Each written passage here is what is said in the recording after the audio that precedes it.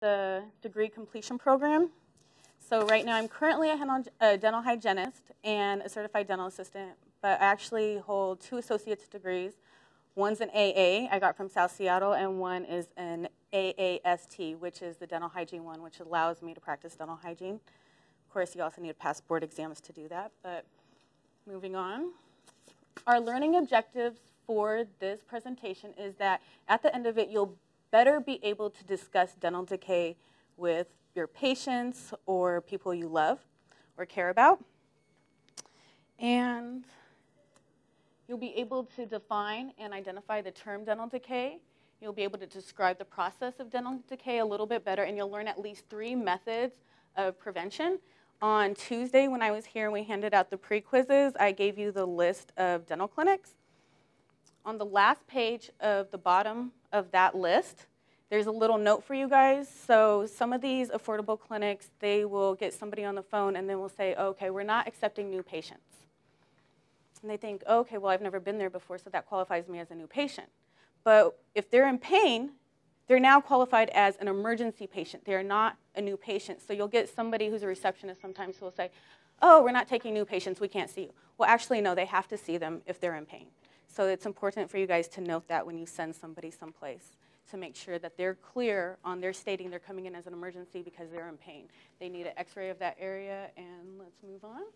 So we'll also describe signs and symptoms and identify symptoms, so we just kind of did that. So moving on. And now we're introducing dental decay to you. It is the most prevalent disease in the United States for adults and children. It is preventable, and it is responsible for the most missed number of school days per year. So it's quite an impressive number, but I would have you take note to this number, as you might see it later. And moving on, it's a preventable disease, but mainly it first starts affecting the enamel. We're just going to kind of briefly go over some terminology. You're probably already familiar with this terminology. When you go into chemistry, if you do, enamel will be called hydroxyapatite. Dentin is hydroxyapatite. Enamel is the hardest structure in the body. Dentin is also pretty hard, but it's not as hard as enamel. It's softer, but it's harder than bone, and it has nerve endings. And sometimes when the decay is in the dentin, people will feel pain, but not always. And then if you're working with a dentist, which you will be, hopefully, and you're watching them take out decay, do a filling, they will sometimes hit blood. You'll see blood. You're like, oh, blood. Yeah, well, then we just hit the pulp.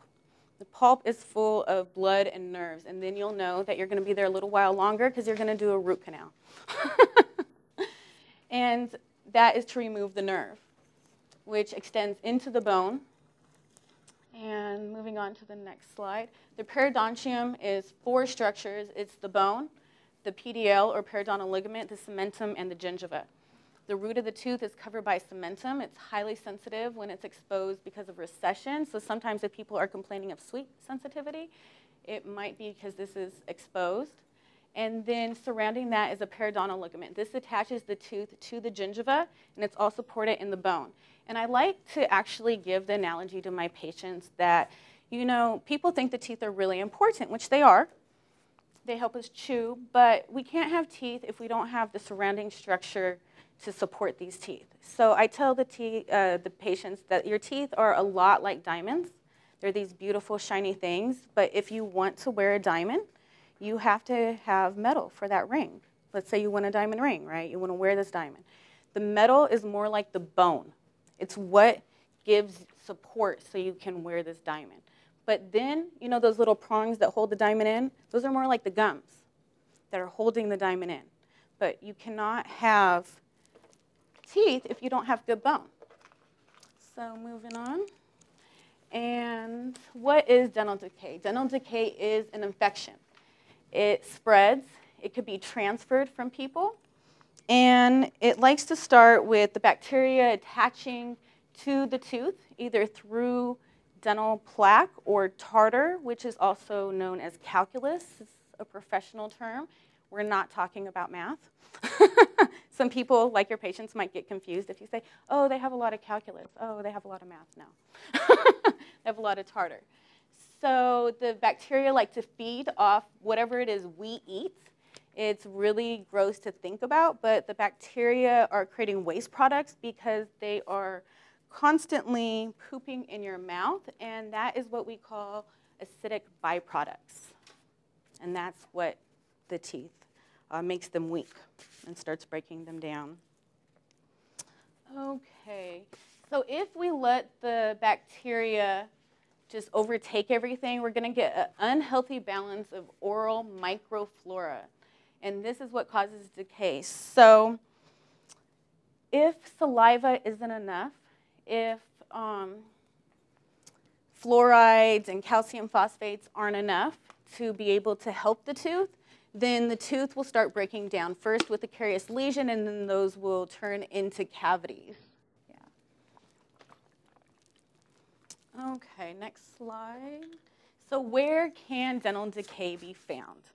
I heard you guys have started learning some classifications of some things. I don't think you're familiar yet with G.V. Black's classifications for restorations, but where, and you'll learn this later, you don't have to know it, it's just good to get you familiar. Where we're going to find cavities is either on the biting surfaces, those are called class 1, or on the occlusal surfaces. In between the teeth, those are going to be class 2 for back teeth and class 3 and 4 for front teeth. At the gum line is a class 5, and then on the cusp tip is a class 6. We could also get root caries. This really affects older people, people who are on medications or just have problems with dry mouth for various reasons. And if it's left untreated, because decay does spread, this can be a fatal situation. It's rare nowadays, but you know, we've learned the hard way. They had found the DNA of King Tut. They had his DNA, and when they were able to find his granddaughter and verify that this was his granddaughter through DNA testing, they discovered there was this little jar that had been put with her mummy. And it's very interesting because when they discovered this, they thought, oh, we want to open it up and see what's in there. But they thought, oh, if we open it up, because it's so old, it might just crumble. So what they did was they scanned it. And they realized there is a tooth inside there. And then when they started looking at the mummy, they discovered that she actually still had some fragments of a tooth that they tried to extract. So it's interesting because some historians will say that Egyptians did not attempt oral surgery, but they did. They did attempt oral surgery. But they also killed this lady who was not only a queen, but she was a pharaoh. She was maybe one of the only women, I think, in Egyptian history who held the position of pharaoh. So she had an abscess. They tried to take out the tooth, but what happened was that infection went straight into her bloodstream, and that is how she died. Yeah. Moving on. So this is the classification of G.V. Black. This is class 1, could be on an anterior tooth or a posterior tooth in the center of the tooth. This is a class 2, posterior tooth on the side of the tooth. Class 3, again, side of the tooth but anterior tooth. Class 4 includes the incisal edge. Class 5 could be posterior or anterior. It's always at the gum line. And class 6, you really probably never really hear about going through school, but it does exist on the cusp tip. And moving on. Oh, he's also known as the father of modern dentistry, if we didn't say that one. So caries versus cavities. Is a cavity the same as caries? No, they're not exactly the same, because you could have a cavity without having caries, because a cavity is just technically a hole. So sometimes somebody's filling or sealant could pop out, and so you have a little cavity that needs to be filled, but it doesn't necessarily mean it was caused by caries. But caries can lead to cavities, yes, or dental decay, which causes the cavity. But caries is reversible while decay is not. So caries will usually start, carious lesions will start, these little small things, and doctors will usually say, oh, we're going to just keep our eye on this area for right now. So sometimes if we could get the patient doing really good home care, using fluorides, that could actually reverse. But decay is to the point where it needs to be treated, otherwise it will continue spreading. Yeah. Okay, so moving on. How does decay spread? Decay spreads just the same as in an apple. It starts small, it gets deeper, it gets bigger, and it will keep going, just like how it spoils the whole apple. If we allow it, it could go on to other structures of the body. It could affect the blood, the heart, the head, the neck. And if left untreated, again, it could be fatal. Moving on. Okay, so causes of dental decay. It is now the belief that only a few specific bacteria actually cause dental decay. And if this bacteria is never introduced to a child, they have the opportunity to never have dental decay. So the bacteria that's mainly number one thought to be responsible for decay in the enamel is Streptococcus mutans. It's called mutans because when they first saw it in a microscope, they thought it looked alien to them. So that's how that got that name. The Lactobacillus species acts more in the dentin or in the cementum, and there's a couple other bacteria they think are responsible for decay in the cementum, which is root caries, which makes those a little bit more susceptible for people who are older, geriatric, or have recession or exposed roots. Move on. Contributing factors are genetics. Some people I've seen, they'll come in, husband and wife. Husband never brushes, never flosses. Look at his teeth. Amazing. No cavities. Looks good. Gum tissue looks good. How does this happen? I blame genetics. Wife will come in. She's always brushing, always flossing, cares about her teeth, wishes they were like her husband's. Hates him because he just has the lucky genetics while she gets cavities all the time. It happens. People with autoimmune diseases, Crohn's disease. I knew a girl who had Crohn's disease, had horrible, horrible teeth. It was related to this. And ability of minerals to remineralize. That is very important. Sometimes people just say, my teeth just feel soft, they feel weak, you know, even with fluorides. And then frequency of personal care, professional care, and quality of care. This is where you guys come in. You want to make sure you give patients quality care. You want to be compassionate, number one. Number one, always listen to what their main complaint is. If you ignore that main complaint, then we're defeating the purpose of trying to help them, which most of the time, the first question I ask anybody, are you in pain? Or are you having any sensitivity that you're concerned about? Number one question. Next thing I ask, are you on any medications? Do you have any allergies? Have you had any hospitalizations in the past 3 to 5 years or just recently since your last visit? All those are good questions to know. You can never go wrong asking those things. Okay, go ahead and go on. And if they do have pain, we ask them a couple more things after that. So other increased risk factors, young enamel, more susceptible, deep pits and fissures. This is why we do sealants. Lots of visible plaque that could put, or tartar that could put people at risk. Appliances, retainers, mouth guards, those need to be cleaned properly. Frequent snacking, acidic beverages or foods. Depression, people stop brushing their teeth. If they have eating disorders, bulimia, anorexia is really bad. Medications, dry mouth, acid reflux, and then of course periodontal disease and gingivitis. This is what we were talking about. This is why we did this on the board. So if we look at what we did, the signs, we basically have this. We have inflammation, we have swelling, falls in line pretty much with abscess, which is pussy. We have pus up here, and black holes. Yes, those are definitely something we could see. So then the symptoms, what we could feel, sensitive, bad taste, like your blood, definitely. How does it taste? Does it smell? Oh, I guess that's a sign. So that's something we can see. I think, can you see taste, smell taste? I think that would be more of a symptom, but they have it down as a sign here. So I think it's because, you know what, when I'm working on patients and I have a mask on and I could smell that like periodontal disease smell, I think that's why we're calling that a sign. That's horrible when you have a patient like that. You have a mask on and you could still smell all of that. But that's why we have a mask. And let's see, hard. So I think, yeah, if you have a patient and they're talking about they're feeling pain, you want to ask them what type of pain or what's causing the pain. There's 4 things that mainly cause pain. It is heat, cold, sweet, and biting. Patients need to bite or can't bite, like how I had happen to me. So also, are they sensitive all over, or is it just in one area? If they're saying, yes, this one area, it's very painful to bite, it feels swollen, you want to get one x-ray, one PA of this area that they're complaining about.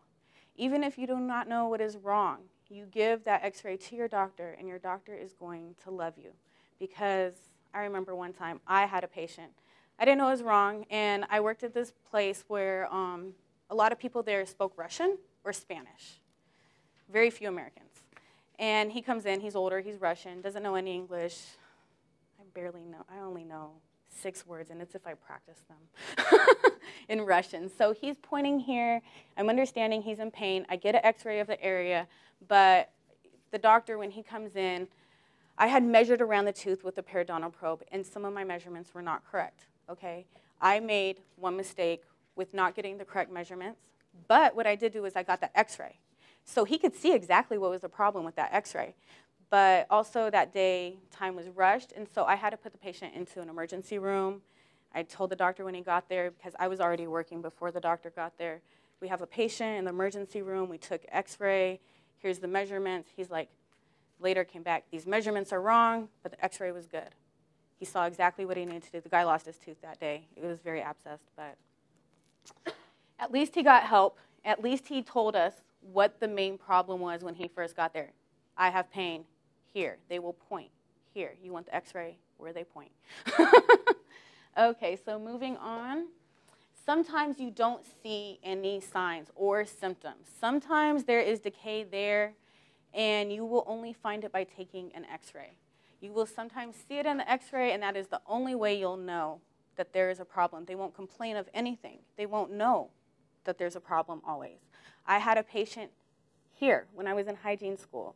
It was really sad. He was DSHS. We discovered all these cavities, interproximal. We could have treated him, could have taken care of everything, but he did not believe us, even after we showed him the x-rays, that there were cavities. And the way that DSHS was set up, if he didn't get them filled as cavities, what they do is they don't save teeth. They do not do crowns or root canals the majority of the time, only in some cases, like the clinic on the resource list over in Kent. I heard they do root canals. Sometimes I heard Renton will do root canals. Rarely do they do root canals or crowns in a DSHS setting, which is Department of Social Health and Public Services, or Department of Social Health Services. Anyway, so he didn't believe us. He didn't know. He didn't have any pain. They were into the dentin, and he decided not to get any treatment. It could have happened regardless of how much you try to educate your patient on what we're seeing. So different types of decay could affect all different kinds of people. Babies get baby bottle teeth. Starts kind of mild, usually front teeth. This is mild, and then it turns more moderate, affecting more of the teeth, and then this is severe. These teeth are almost gone at that point. Baby teeth are really important to keep in place because they guide the adult teeth to where they need to go. It can mess up the alignment of a child's teeth if we start pulling those teeth too soon or letting them go too soon. They do have a purpose. They're not just there in place until the other one comes. It leads the other one into the right place. They're on the crowns of the teeth. This is true for most children and adults. Root caries is true for most geriatric people, sometimes because it's so soft. I've seen these turn into root canals or the teeth are lost a lot of times.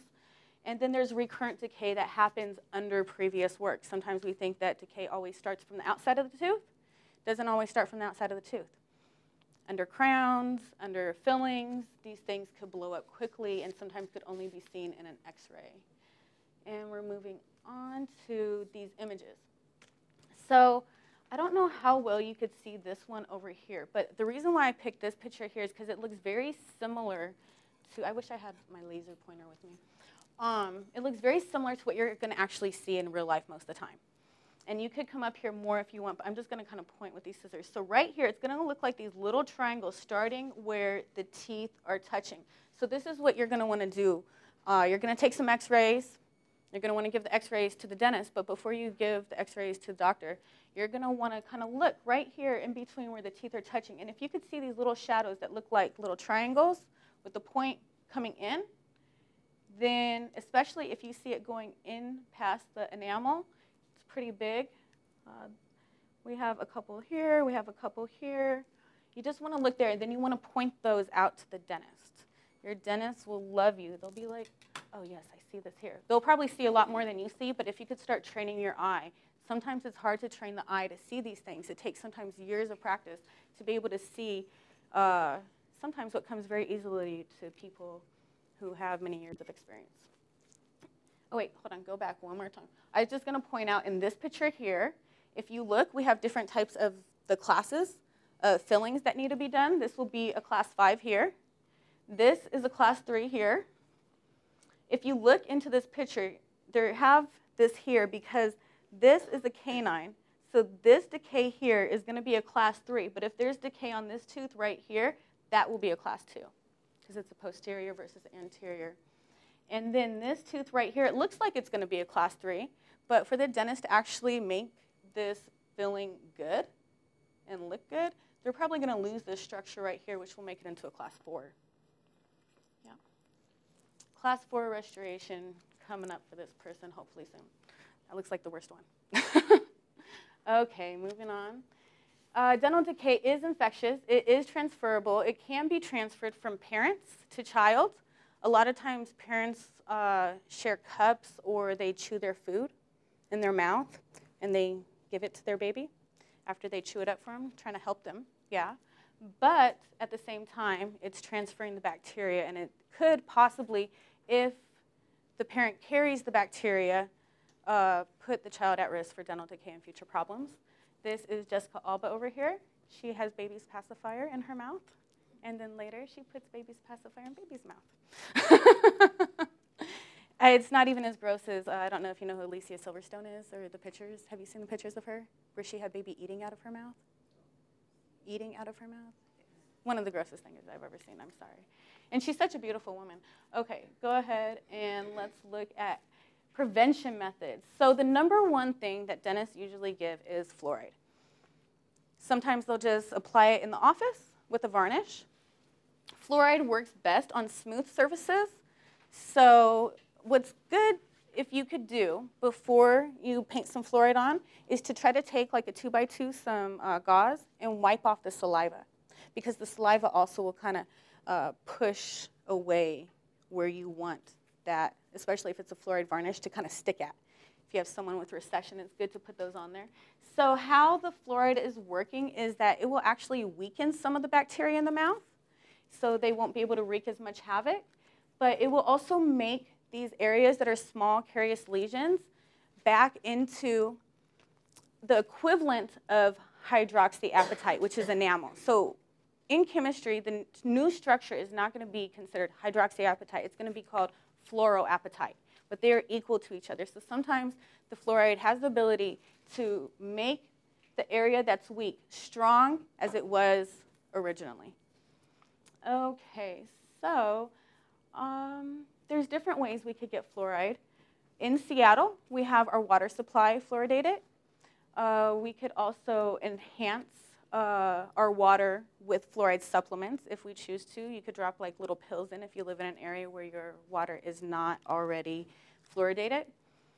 I think some areas surrounding Seattle are not fluoridated. It's interesting, Illinois is the most fluoridated state in the United States. They're 95% fluoridated, but Washington State, like if you go to Redmond, I think Redmond's fluoridated, but Duval is just outside of Redmond, and I think that is not fluoridated. So sometimes it's good to know where your patients are living so you can help them if they're having weak teeth by getting them fluoride supplements or a toothpaste with fluoride or a mouthwash like ACT, like an ACT restoring. And sometimes they even process food with fluoridated water. Always we could get fluoride. And there's other things that can make our teeth strong too, or help to reduce cavities. We could brush, we could floss. Some people hate floss, most people hate floss. I wish they all love floss. When I get a flosser, I love it. But that is why I try to get people to use interproximal tools. Sometimes they won't use floss, but they'll use soft picks, or they'll use toothpicks. Some wooden toothpicks aren't good for the gingiva, though, because they could change the shape. But then there's different ways we could get fluoride, which we went over. But then there's also xylitol products. So that's those mints that we handed out. Pretty good. The mints that I handed out, they're from Starbucks. And those are the only mints that I know to just go buy without having to order them online. But you could order them online as 100% xylitol mints. Those are really best. Xylene melts are a product you could find at Rite Aid. They kind of stick up here. I've tried those. I don't really like them too much, but they're also 100%. You could get xylitol in rinses. I went to the dollar store. I found some close-up mouth rinse. Has xylitol in it. But what I always tell people, if they want to use a gum, to look at the ingredients list. So All Orbit has xylitol. That's an easy one. Icebreakers, the first ingredient in icebreakers is xylitol. So if you're looking on an ingredients list and you see xylitol on there, but it's like further than 3 or 4 down in the line from the first ingredient, it's probably not enough xylitol to really make a difference. And sometimes there's other sugars in there. So you want to be careful what you give to kids. They now make a special Orbit for kids. But you could also get it as an additive sweetener from like PCC or Whole Foods. And at first, I didn't know. I was like telling patients, oh yeah, you could put it on stuff like you would put sugar on because it's a type of sugar. It tastes like sugar. It's a sweetener. But when the bacteria are full on xylitol, they can't metabolize anything. So remember when we were talking about the waste products, the acidic byproducts, how they're going to the bathroom in your mouth? Well, they can't do that. It stops their metabolism when they're full on xylitol. So it reduces the risk. It's really recommended for kids, but it's good for adults too, because not only does it reduce the risk for dental decay or caries, it reduces the amount of buildup that goes onto the teeth. So even me, like end of the day, I'll take my tongue, I'll feel the back of my teeth, and sometimes it'll feel like a little fuzzy, and I'll get a piece of gum, and then I'll feel the back of my teeth, and it feels smoother. Like, it works like that for me, you know? So I feel a difference. But if you get the additive sweetener, tell your patients, do not put it in hot beverages. If you put it in hot beverages, it tends to have a laxative effect. So some people think, oh, great, I'll put the sweetener in my coffee, or I'll put it in my tea. Don't do that. Warn them about that one. A laxative effect. A laxative effect makes somebody want to go to the number 2. To the bathroom. Yeah, so you tell them no hot beverages if they want to use it as like a sweetener. It's really a sugar alcohol. The OL on the end of xylitol represents alcohol in chemistry, but it's a type of sugar. So it tastes sweet, but it's the only one we know that has dental benefits. So it's something good for people, and it's something easy for them to add in on a daily basis. Did those mints taste good to you? Yes. No, it doesn't actually. It's kind of strong. But a little strong, yeah. In the beginning, but like when you're done with it, like it makes you feel like fresher. Yeah, fresh. Yeah. Definitely, I like that. And then the action is like they match. Yeah, so they are really strong though. Did anybody else think that they're overly strong? Yeah. Okay, I kind of thought that too a little bit. They are a little strong, huh? Okay, the ones from 3M, I got a guy from 3M. If you tell anybody you're in dental and you want to give samples to patients, sometimes they'll give you like a big bottle of samples of mints, which is how I got one time, but all my dental assistants ate them. All the time they walk by and they go, oh, mints. But yeah, sometimes they'll give you free samples, and the Theramints by 3M, they're a lot different than those ones. Those ones are kind of like hard. The ones by Theramints, they're kind of bigger and they're softer and they dissolve easier, and they're also 100%. So sometimes it is better to actually go online or go to somebody who sells dental stuff and talk to them. Okay, go ahead and switch over, which as dental assistants, you guys sometimes will have charge of inventory and ordering. So, you know, these things aren't bad to have to give out to people. I worked at an office. They would give out the little packets, like sugar packets, but it was xylitol of the additive sweetener. They would throw those in bags for people. And then ways to prevent caries. So we talked about fluoride, brushing, taking care of ourselves. We want to keep a moist mouth because saliva is a natural protectant. So if someone says, oh, I have a lot of saliva, sometimes it's hard to work on those people. But you know what? At the same time, it's really good for them. And then I don't know if you've heard of Closis. It's also a brand, but they make a mouth spray. I've tried it before. It's really good. It's a really nice one for people. Sometimes people complain that they don't like certain products or they don't want to try a product because of a certain brand. But sometimes it's good just to try to switch brands or products. They're not all the same. And while we're talking about that, so sometimes people will come in, they will complain of sensitivity. Doctor will recommend sensitive toothpaste. It's been my personal experience that a lot of dentists love to recommend Sensodyne. And a lot of patients, I've noticed, will sometimes have it work really good for them at first. It'll be really effective for them, and then that effect will start to taper off, and then they'll start to get sensitive teeth again. If you get a patient like this, I recommend switching brands, because like a Sensodyne is based off of potassium nitrate. Potassium nitrate is more like what's in potassium, bananas, that sort of thing. But it's been and I've had problems with sensitive teeth. It's been my personal experience too. When I switched to a sensitive toothpaste that was more, with a key ingredient that was more of a calcium phosphate, I had more success with stopping my sensitivity. I was a grinder, and I've ground through dentin, to dentin, exposed dentin. It's clean. Those are those cavities without decay.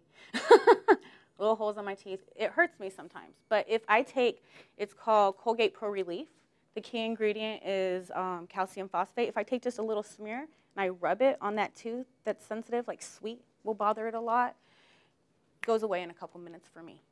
The calcium phosphate actually sometimes will react better and faster for people than people who are using a potassium nitrate. The potassium nitrate takes 4 to 6 weeks to build up before they start feeling results.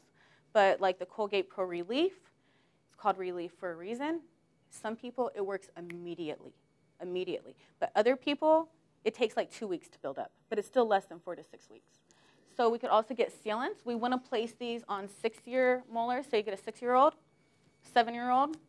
You want to make sure that their teeth are fully erected before you start polishing them. That's important. But also, if they don't have sealants on those 6-year molars, we want to try to get those on there. It is important because most of the time adults will have problems with what we call number 30 or number 19. They are first molars on the mandibular teeth. Lots and lots of times I've seen adults lose these teeth, and then the 2 teeth or the 1 tooth behind it, they'll start drifting forward. And it just changes the structure of their mouth. To me, I feel the structure of the mouth is very important, so I don't like people to lose teeth. And we just stop it ahead of time with sealants. 6 year is very important, but 12-year are also important. So those will be their second molars. They'll come in about that time. And we'll want to, oh yeah, so we already kind of talked about this, about if a patient's complaining of sensitivity, they don't have any decay, they don't have any signs that there's any watches even for them, then sometimes it could just simply be switching to a sensitive toothpaste or stopping using a whitening toothpaste. Whitening products can make the teeth more sensitive. When we dry the enamel looks white. Over time, though, the enamel doesn't like to be dry. It is a wet environment in the mouth. So whitening toothpaste will dry the mouth. Sometimes for some people, this can cause sensitivity for them. If you have a patient, I had a patient, she was actually the receptionist at the office with the Russian. She was the Spanish translator. Very sweet. She would brush her teeth maybe 3 to 4 times a day. She loved to have a clean mouth. No cavities, no sign of cavities, gorgeous teeth. A lot of pain. Sensitive all the time. I got her to stop using whitening toothpaste and start using something more healthier for the enamel. Something where you go, like a Sensodyne makes something called Pronamel. Anything you see that says enamel repair, enamel protect, those are good toothpaste for your patient. So if you have someone's sensitivity, get them to try to switch the toothpaste. Avoid the whitening. Tell them if they do use whitening, because there is whitening toothpaste everywhere, and sometimes they won't see that it's whitening until after they used it, just rinse the mouth a lot, and that will help.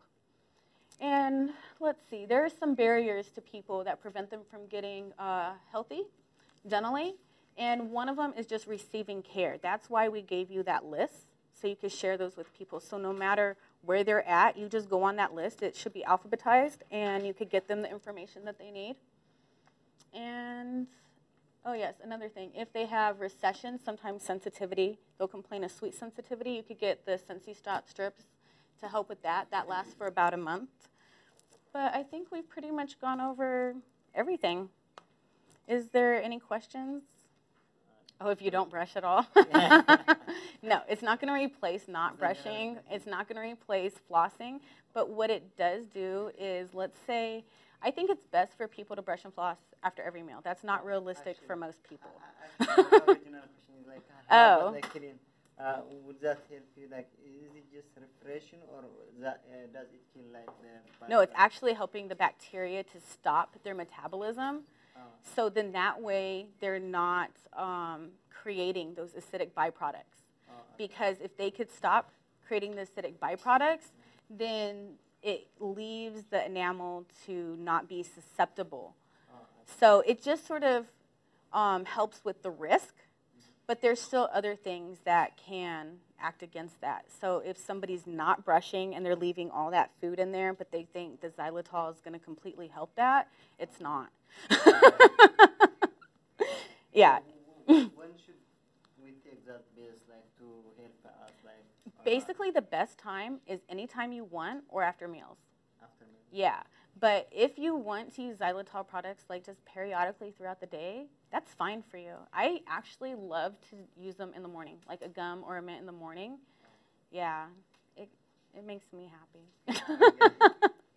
I like them. I'm usually buying xylitol gum all the time. I throw it everywhere, and then I hand it to everybody.